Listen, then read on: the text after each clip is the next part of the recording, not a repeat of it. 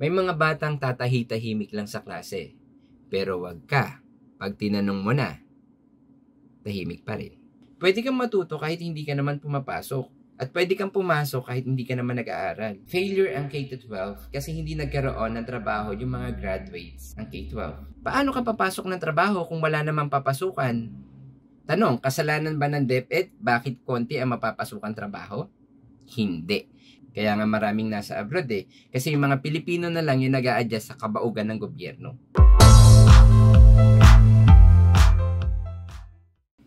Tatalakayin natin ngayon ay ang tinatawag na strawman fallacy. Ang strawman fallacy ay ang pagbaluktot o ang pag-distort sa argument ng katunggali para madali itong maatake o makontra. Tinatawag itong strawman dahil para kang gagawa ng scarecrow o dummy ng kalaban mo tapos yun yung tatalunin mo. Natalo mo yung dummy pero hindi mo natalo yung totoong kalaban. Sa strawman fallacy, kesa pag-usapan yung mismong argument ng kalaban, magpe-present yung gumagamit nito ng kahawig na argumento pero hindi katumbas. At madalas, negative version ito. Para magmukhang mali yung kalaban niya at tapos magmukha siyang tama. Halimbawa, person A, sabi niya, tingin ko, dapat doblihin pa ang 4-piece allowance na ibinibigay ng DSWD para sa mga kapuspalad. Person B, so naniniwala ka na dapat panatilihin pa nila yung pagiging kapuspalad nila para mas malaki pa yung incentives na makuha nila mula doon sa mga taxpayers. Lalo lang mahihirapan ang ekonomiya natin yan at ang lipunan sa bandang huli. Bakit naging strawman yan?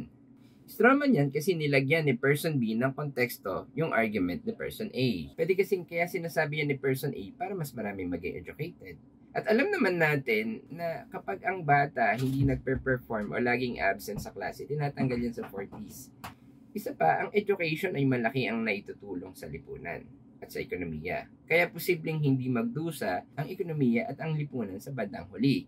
Pero yung gumagamit ng strawman fallacy, ginawa niya na ng negative context yung sinasabi ni person A.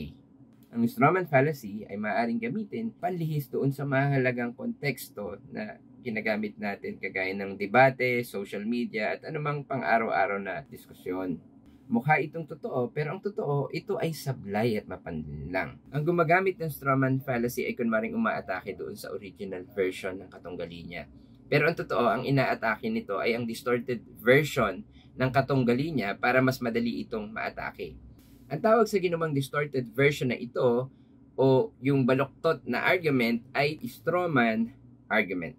Ang strawman argument ay gumagamit ng mga ebidensya, ng mga halimbawa o ng mga pahayag na walang halaga doon sa isyong pinag-uusapan. Bakit ito ginagamit? Ginagamit ito para pawalang bisa yung posisyon o teorya kung saan hindi sang-ayon yung gumagamit ng strawman argument. Kung minsan ginagamit ang strawman argument para ilagay sa unpopular position yung katunggali niya para mas madali siya makakuha ng mga supporters. Kapag nakuha niya na yung popular support ng society tapos nailagay niya na sa unpopular position yung katunggali niya, lalabas na yung katunggali niya yung mali. Parang ginamitan niya ng social truth yung argument ng kalaban niya. Mali kasi ayon ng society. Halimbawa niyo yung statement na ito. Yung mga taong naniniwala na dapat i-legalize o gawing legal yung cannabis o yung popularly known as marijuana ay mga taong walang pake at pinopromote pa nila na dumami yung mga addict dito sa Pilipinas. Bakit posibleng mali ito? Kasi yung mga naglalayon na gawing legal yung marijuana ay maaaring naglalayon lamang na gamitin ito bilang gamot at hindi para gawin itong recreation. Pero inilagay kaagad sila nung gumagamit ng strawman argument sa isang unpopular position na kapag nangyari yon, magiging addict kaagad yung mga tao sa Pilipinas. Natural na yung mga taong ayaw na gawing addict yung mga tao sa buong Pilipinas, natural na aayaw sila. So, lalabas na ligwak na kaagad si person A kahit hindi naman yung gustong gawing addict yung mga tao. Gayunpaman, hindi lahat ng gumagamit ng strawman argument ay sinasadyang gamitin ito. Kung minsan nagagawa lang ito ng isang tao kasi hindi niya lubos na naiintindihan o nauunawaan yung position ng ina-argue niya.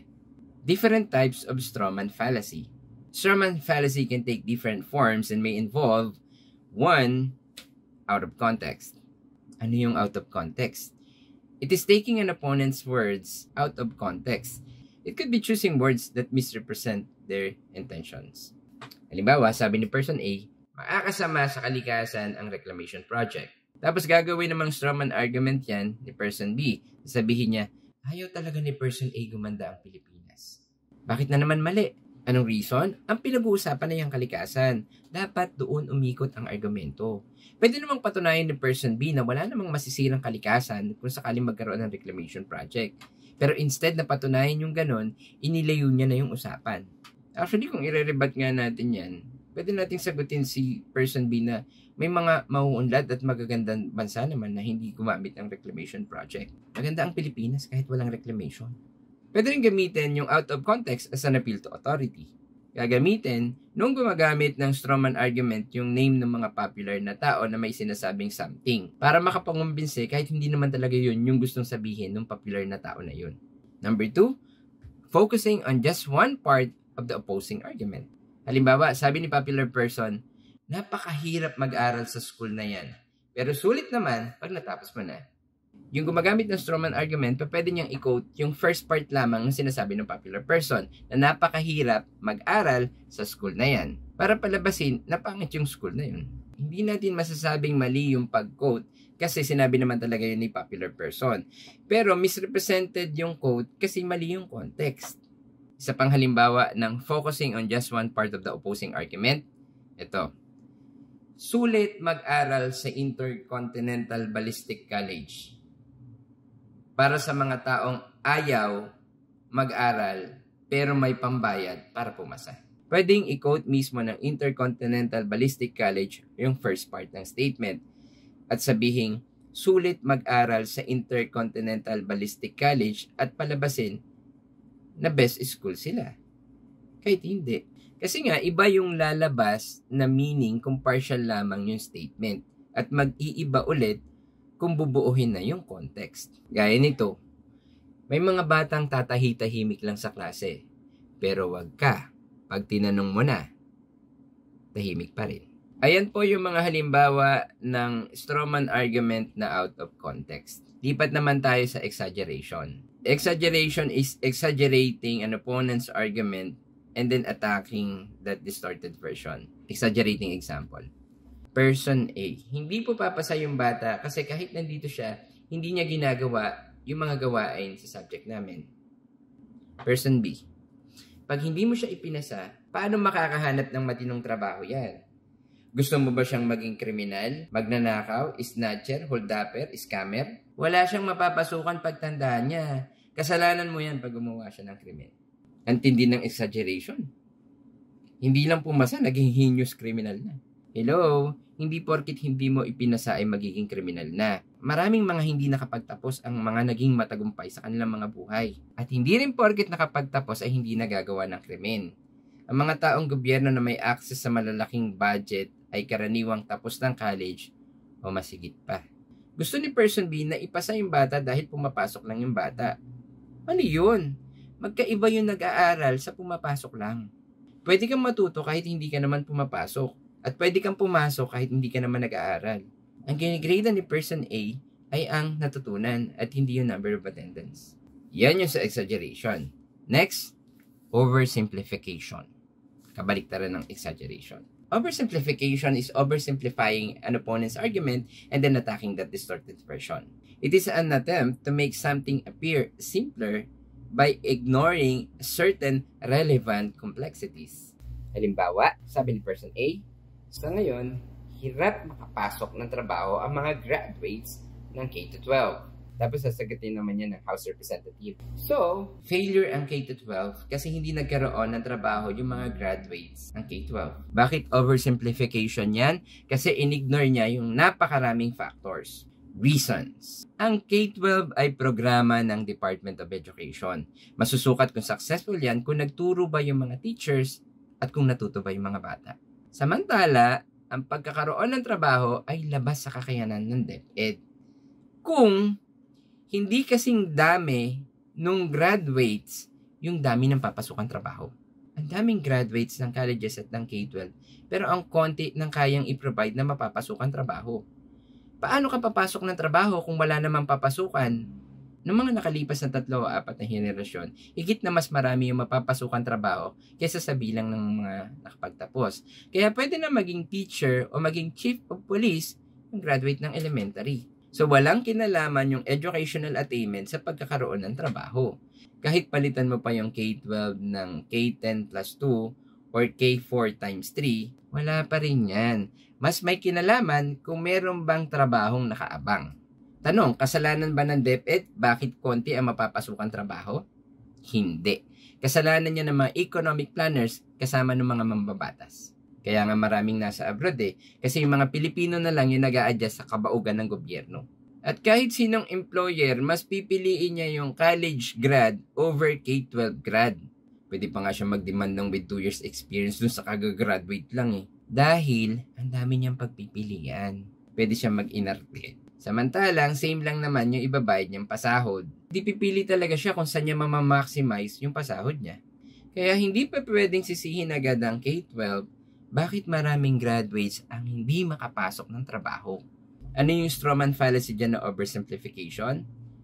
Binanatan ang K-12 program ng Department of Education gamit yung ibang problema na hindi naman kasalanan ng DepEd.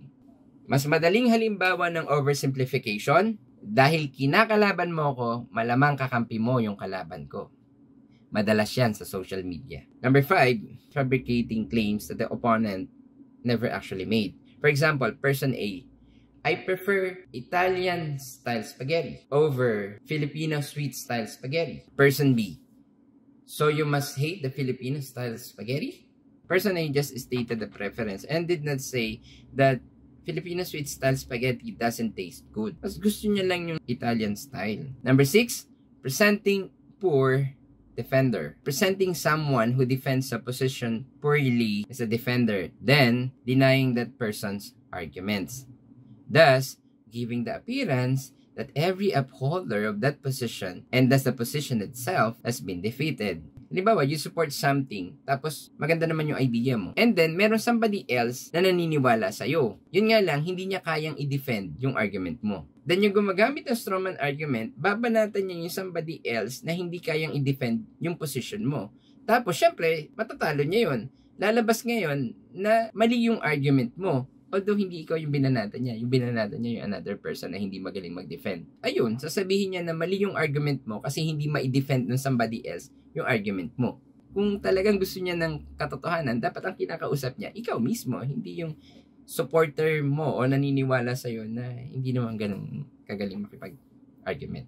Okay, yan po lahat yung types ng strawman fallacy. Maraming paraan kung saan ginagamit ng mga tao yung strawman arguments. Mula sa pagbabago ng maliliit na details ng argument mo hanggang dun sa mismong pagpa-fabricate na ng claims na hindi mo naman sinasabi. Kahit ano pa man yung form nila, ang strawman fallacy ay may iisang general structure. Una, sinasabi ni person A yung position niya. Pangalawa, inilalarawan ni person B yung position ni person A pero iniba na niya. At inilayo niya yung nilalaman. Finally, lalabanan ni person B yung distorted version ni person A na siya rin naman yung magawa. Tapos sasabihin niya na mali si person A. Walang makapipigil sa sino man na gumamit ng strawman argument.